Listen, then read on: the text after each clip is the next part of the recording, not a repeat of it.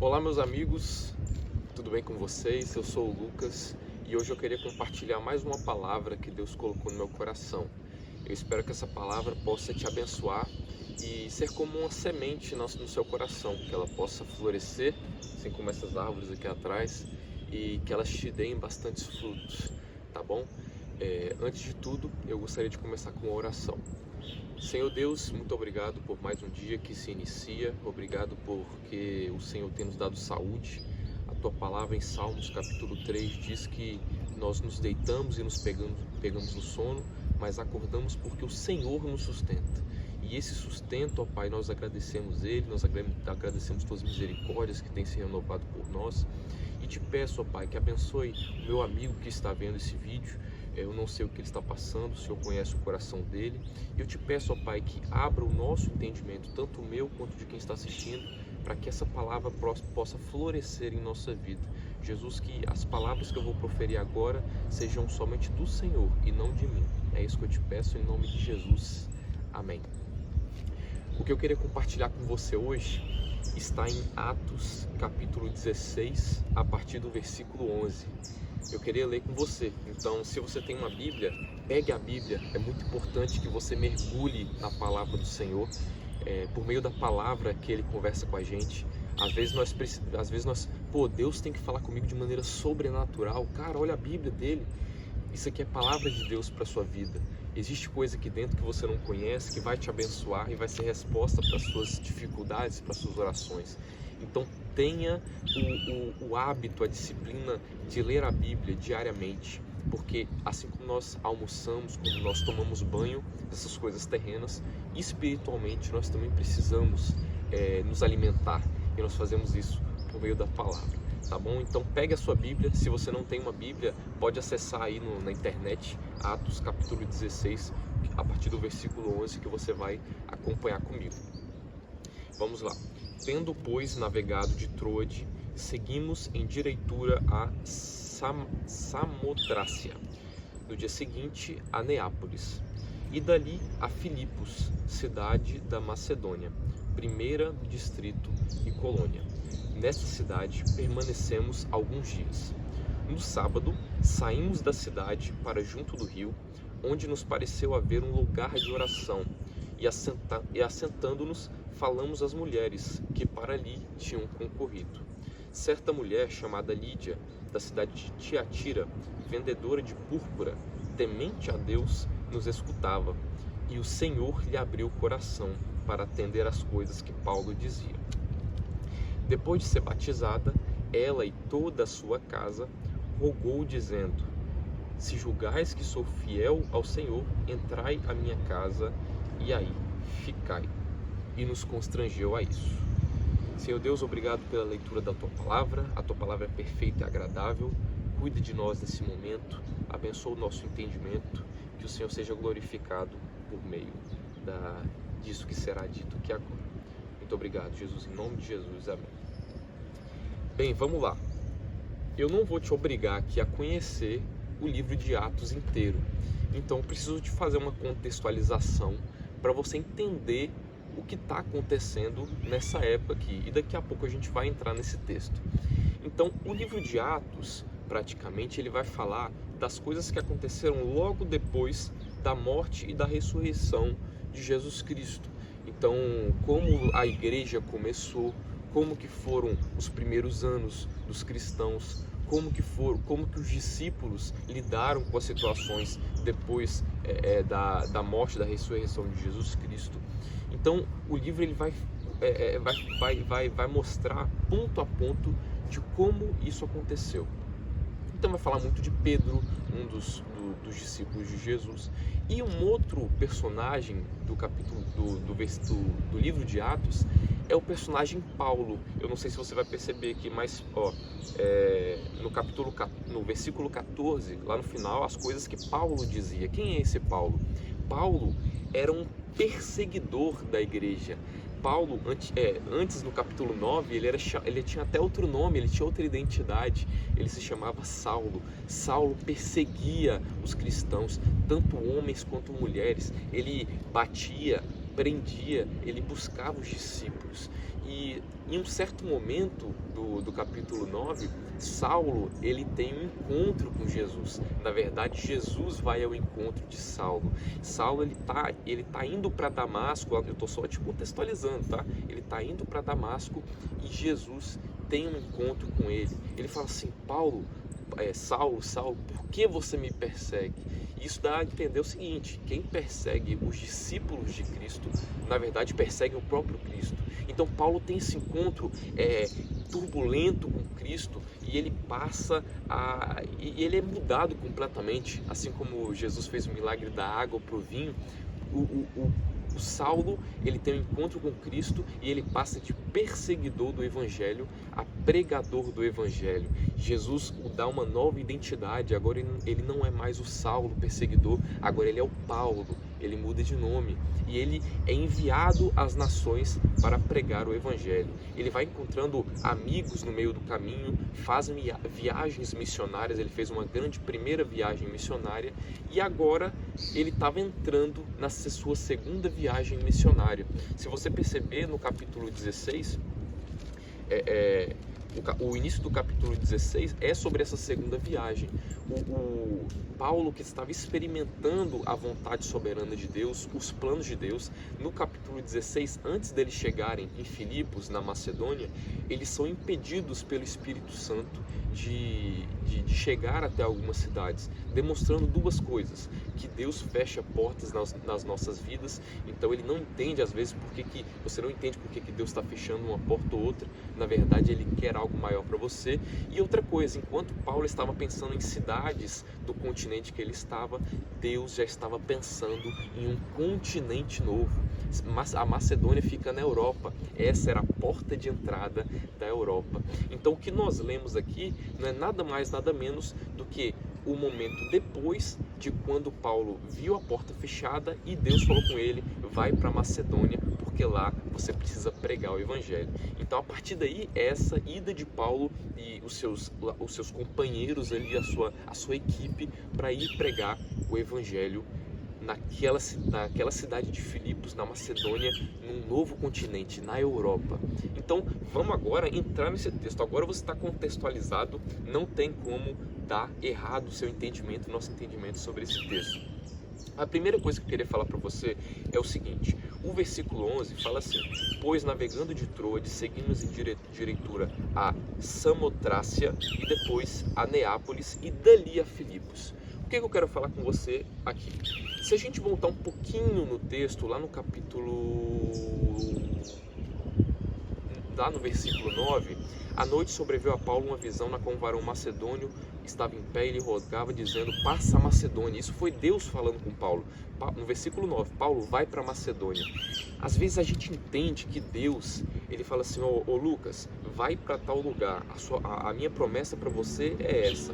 Nós focamos muito no ponto final, sempre no final da promessa, né? E o que Deus me mostrou com esse versículo 11 é que as coisas de Deus são processos. Cara, para de pensar no capítulo final da sua vida, começa a viver o processo. A viagem que ele estava fazendo não partiu do ponto A, onde eles estavam, lá em Troade, para Macedônia direto. Foi necessário passar por Samotrácia e foi necessário passar por Neápolis. Existiram 2 pontos de parada. É igual lá no Salmo, no capítulo 1 de Salmo. Às vezes a gente quer dar fruto, mas a gente esquece que a gente tem que passar pelo processo do plantio. A gente esquece que a gente tem que passar pelo processo de crescer raiz. A gente esquece que a gente tem que passar pelo processo de dar flores e só depois dar o fruto. Por isso que o salmista fala que no devido tempo a gente dá fruto, porque nem todo momento, né? Então a promessa, os processos de Deus, eles não são compostos apenas por destino. Os propósitos de Deus para nós são também feitos de subdestinos, tá? Então eu queria mostrar isso para você aqui. E aí tudo bem, ele passa nessas 2 cidades e ele chega a Filipos. Olha só, imagina essa cena. Às vezes a gente pensa assim: a gente já vê, né, algumas grandes marcas tentando entrar em continentes, em países novos. Eles fazem festas, eles fazem ativações imensas, eles fazem eventos. Como o Evangelho chegou na Europa? Com um barco, com uma equipe. É um Evangelho simples, É mais uma vez Jesus mostrando a sua simplicidade do Evangelho. Homens levando algo tão grande de maneira tão simples. É assim que o Evangelho chegou na Europa. E Paulo então e a sua equipe chegam naquela cidade de Filipos. Lá no versículo 13, então, eles chegam ali, ficam alguns dias, vão num hotelzinho, ficam lá tranquilos, começam a ver a cidade. Aqui tem um parque bonito, ali tem um rio, legal. E no versículo 13, no sábado, saímos da cidade para junto do rio, onde nos pareceu haver um local de oração. Esse versículo, ele é muito profundo. Cara, às vezes, para você ir para o local de oração, às vezes para você ir para o local onde Jesus quer falar com você, você precisa sair da cidade. Eu não estou falando aqui de uma cidade existente, não estou falando para você ir para o meio do mato, mas eu estou falando aqui que às vezes a cidade, o que tem numa cidade? Barulho.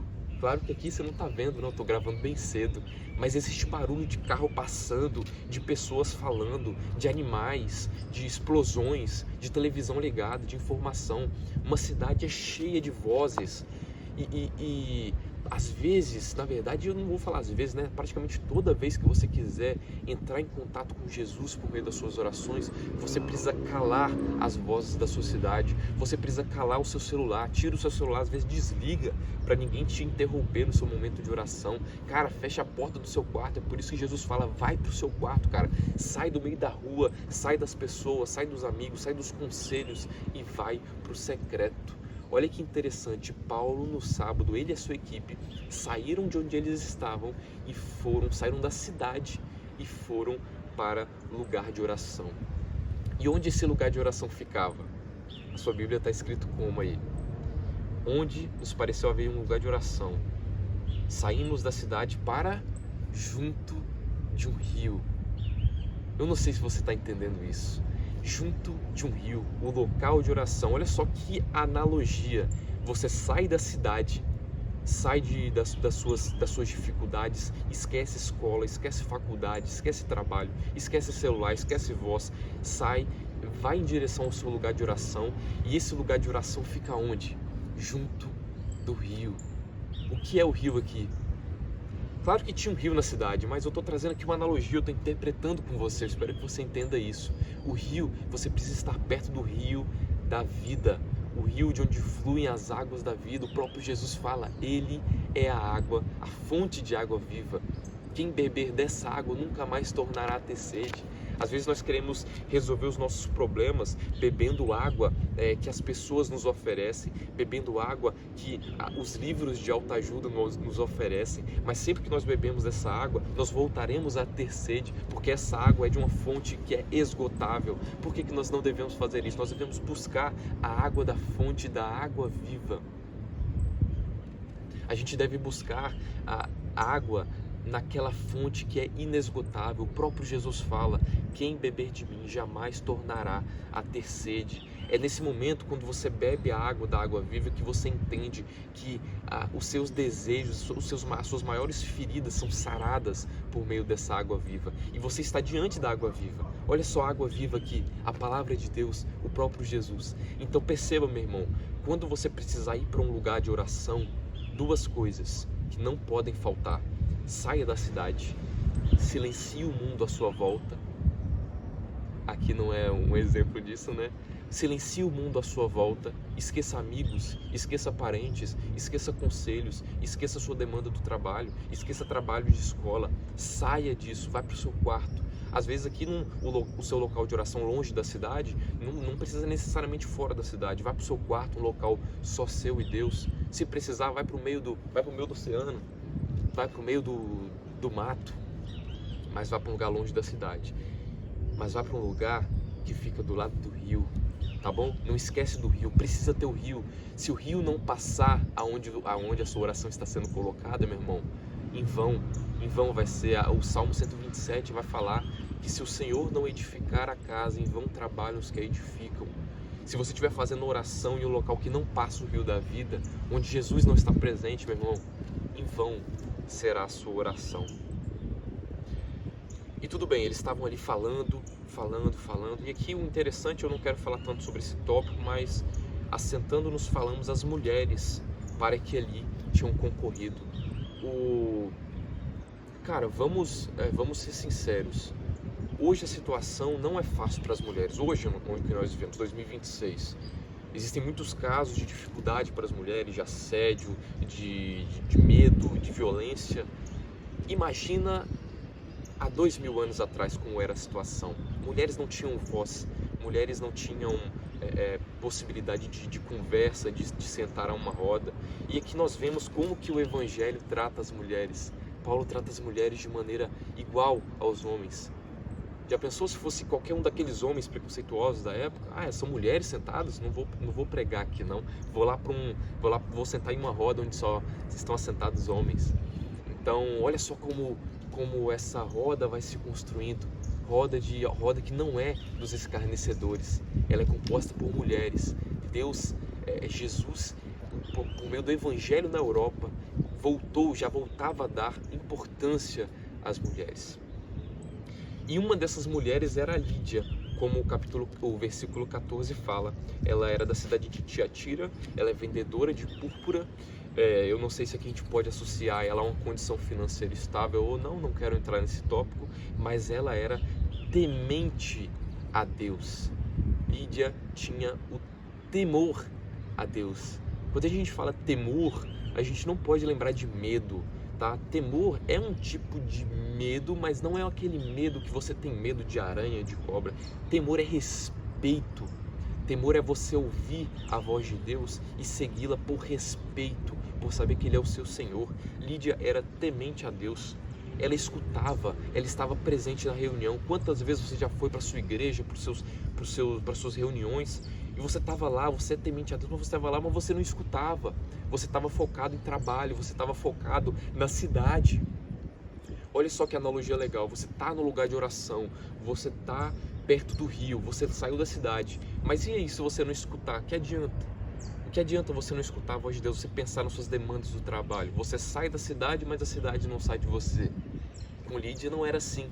Lídia escutava as coisas que Paulo dizia, então ela estava de coração ali naquela roda, ela estava com o coração próximo do rio no lugar de oração. E o Senhor lhe abriu o coração para atender as coisas que Paulo dizia.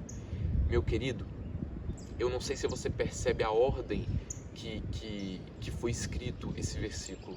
Lídia era temente a Deus, nos escutava e o Senhor lhe abriu o coração.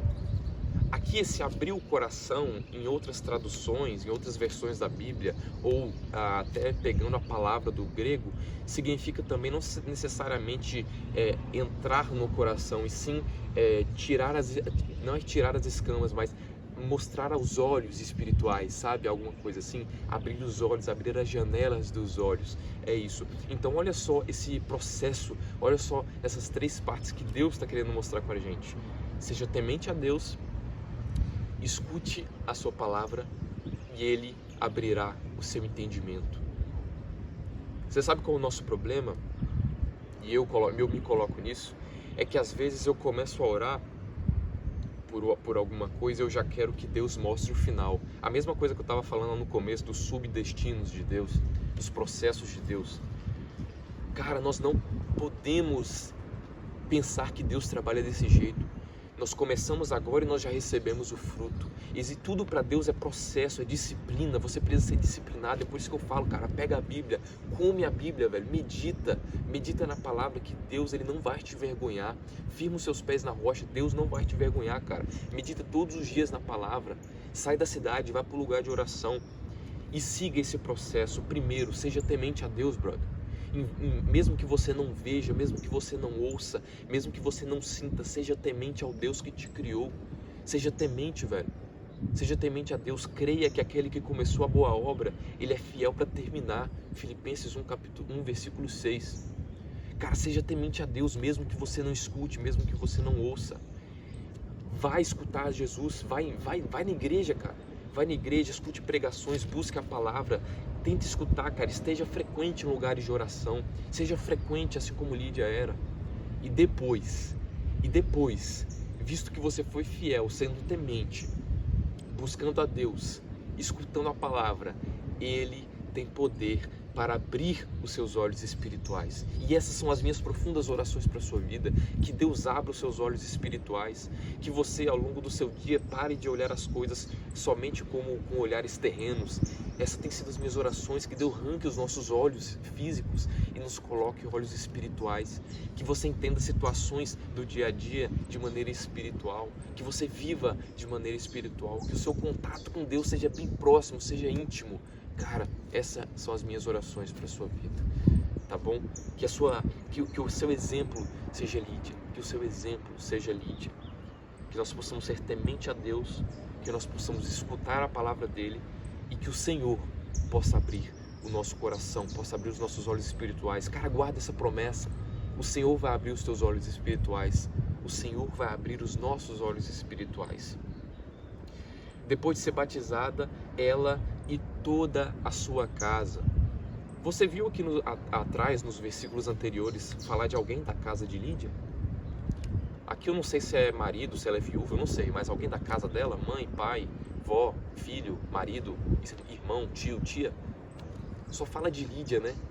Só fala que o Lídia foi temente a Deus, Lídia escutou, Lídia teve o coração aberto, os olhos abertos por Deus. E logo depois ela e toda a sua casa. Uai, cadê a casa de Lídia anteriormente? Cara, o que eu quero te mostrar com isso é o seguinte: às vezes Deus, ele fala com você. Às vezes Deus, ele toca você. Às vezes Deus, ele abre os seus olhos espirituais, mas é para você influenciar a sua casa. Às vezes Deus, ele não vai fazer um mover espiritual, ele vai pegar todos da sua casa no colo, vai batizar todos, vai entrar na vida de todos. Às vezes Deus, ele está te formando o caráter para você pregar o evangelho para a sua própria família. Deus nos criou para nós sermos influências dentro da nossa própria casa, assim como Lídia foi.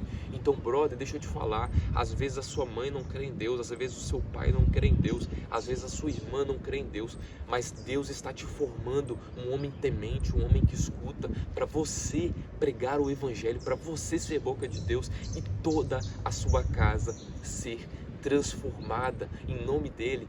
Cara, eu expresso meu desejo por isso, cara, que você cresça na palavra, que você seja fortificado e que toda a sua casa, assim como Josué falou, eu e a minha casa serviremos ao Senhor, que você possa falar isso: eu e a minha casa serviremos ao Senhor. Eu e a minha casa serviremos ao Senhor.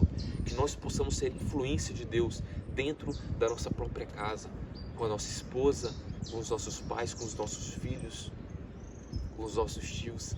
Seja influência de Cristo, seja espelho, seja reflexo de Deus, seja reflexo de Jesus Cristo. Estenda o amor dele para as pessoas que estão com você diariamente. E ela rogou a Paulo e a equipe dizendo: se julgais que eu sou fiel ao Senhor, entrai em minha casa e ali ficai. E nos constrangeu a isso. Qual foi a última vez que você estava tão faminto pela palavra de Deus, por Jesus Cristo, que você chamou ele para entrar para sua casa? Qual foi a última vez que você chamou Deus para entrar em sua casa? Jesus, fica na minha casa. Essa última parte aqui, ela conversa com aquele episódio de Emaús. Eu não sei se você sabe disso, mas qualquer coisa dá um Google aí. Basicamente, depois que Jesus foi morto, ressuscitou, ele se encontrou com dois rapazes a caminho de Emaús. E inicialmente ele não se mostrou, né? Era uma pessoa desconhecida. E depois que ele entrou para dentro de casa, partiu o pão, os olhos daquelas pessoas foram abertos, assim como os olhos de Lídia foram abertos. E no final do capítulo, aqueles dois rapazes falam assim: Jesus, fica, já se faz tarde, fica aqui na nossa casa, Jesus, fica. E as pessoas constrangeram Jesus. Eu nunca tinha visto essa palavra. Para mim, constrangimento me causou o maior constrangimento, me envergonhou. Mas aqui, entenda isso: as pessoas elas pedem tanto, elas rogam tanto uma coisa a Jesus, e nesse caso aqui a Paulo e a equipe, que as pessoas são envergonhadas a não dizerem não. Cara, você fica com vergonha de não dizer não, tamanha fé daquela pessoa. Qual foi a última vez que você chamou Jesus para fazer morada em seu coração? Qual foi a última vez? Jesus, fica mais um pouco, eu quero aprender mais um pouco. Possivelmente aqui Lídia, ela não estava pensando vou colocar Paulo na minha casa, que é a equipe dele, para chamar a atenção do povo, para ir na minha casa, para ficar famosa. Não. Lídia, ela entendeu as verdades acerca do Evangelho. Lídia entendeu, ela teve os seus olhos espirituais abertos e ela queria aprender mais. Ela queria que a sua família, que tinha também sido convertida, aprendesse mais sobre o Evangelho. Cara, que Deus coloque esse desejo em nosso coração de abrir a porta da nossa casa. E aqui eu falo casa física e casa espiritual também, porque às vezes nós estamos presentes em culto, nós falamos, nós glorificamos, nós levantando a mão, dando glória, mas no nosso coração, na nossa casa, Jesus não está presente. Que a gente chame Jesus, Jesus, faça morada em nosso coração, fica mais um pouco, só mais um pouco, Jesus, deixa eu aproveitar as tuas maravilhas, deixa eu aproveitar o teu Espírito Santo que me traz o refrigério. Senhor, fica mais um pouco.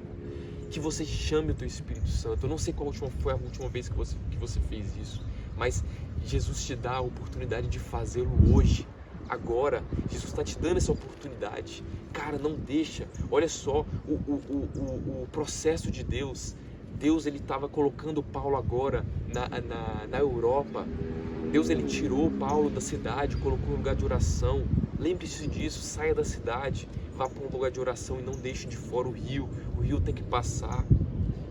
Que nós lembramos de Lídia. Lídia foi temente, sejamos temente a Deus, escutemos a palavra dele e depois Deus vai abrir os nossos olhos espirituais. Para Deus é processo, e que nós possamos colocar esse Deus dentro do nosso coração, fazer, Senhor, fica no nosso coração. Que essa palavra possa ser como semente na sua vida, meu irmão. Eu acredito em Deus, que a palavra dele muda diagnósticos, muda histórias. Deus mudou minha história, eu acredito que ele pode mudar a sua também.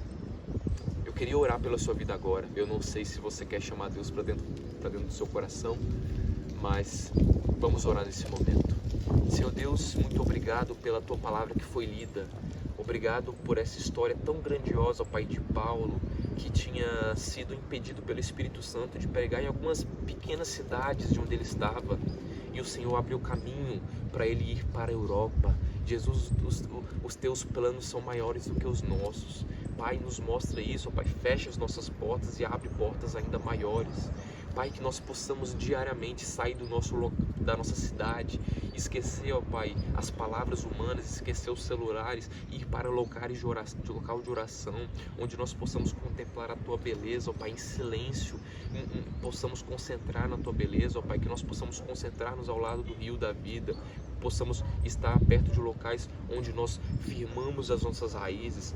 Jesus, transforma o nosso coração, faz com que nós sejamos como Lídia, ó Pai, que não pedia, ó Pai, que o Senhor abrisse os olhos dela no início. Ela foi temente a Deus, ela escutava a Tua palavra e só depois o Senhor abriu o coração dela, Jesus. O Senhor abriu o coração dela.